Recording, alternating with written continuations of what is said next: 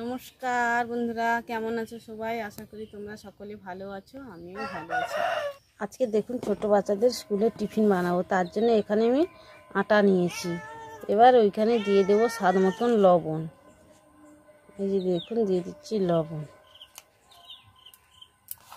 লবণটা একটু মাখিয়ে নেব, নিয়ে অল্প অল্প জল দিয়ে একটা শক্ত ডো তৈরি করে নেব। এইভাবে যদি বাচ্চাদেরকে বানিয়ে দেওয়া যায়, বাচ্চারা খুব কিন্তু খুশি হয়ে খেয়ে নেবে। এই যে দেখুন একটা শক্ত ডো বানিয়ে নিতে হবে।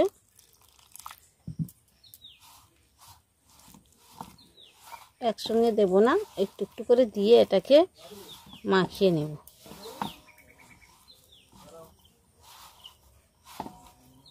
এই যে দেখুন আটাটাকে মাখিয়ে নিয়েছি, আর এবারে একটু কেটে নেব। নিয়ে হাত দিয়ে ভালো করে এইভাবে,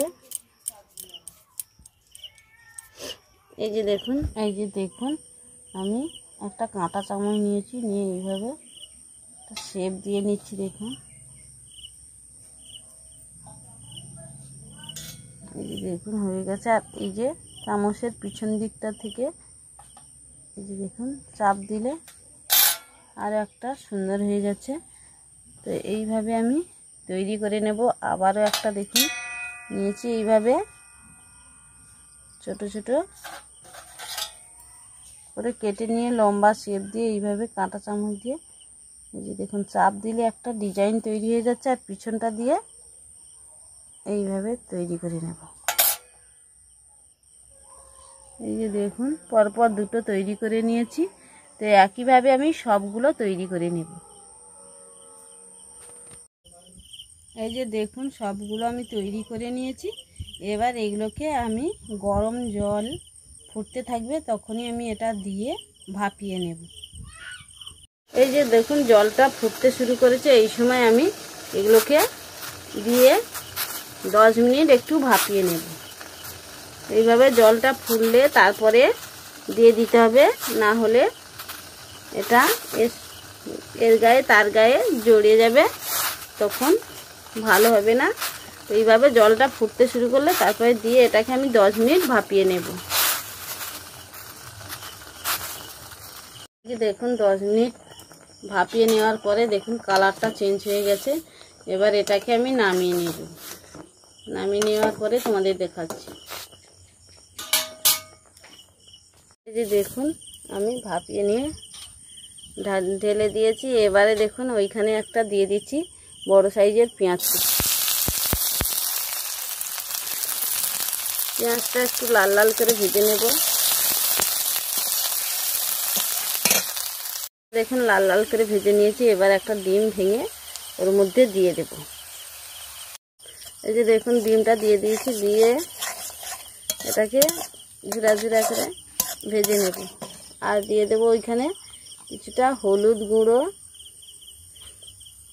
আর দিয়ে দেব অল্প কিছুটা লঙ্কা গুঁড়ো, দিয়ে এটাকে ঝুরা ঝুরা করে ডিমটাকে ভেজে নেব। দেখুন ঝুরা ঝুরা করে নিয়েছি, দিয়ে দেব স্বাদ মতন একটু লবণ। এই যে দেখুন সব কিছু দিয়ে একটু ভাজা ভাজা করে নিয়েছি। এবার যে এটাকে সিদ্ধ করে চামচ দিয়ে তুলে দিয়ে দেব। দিয়ে এটাকে ভালো করে একটু নাড়াচাড়া করে আরও 3-4 মিনিট একটু রান্না করে নেব।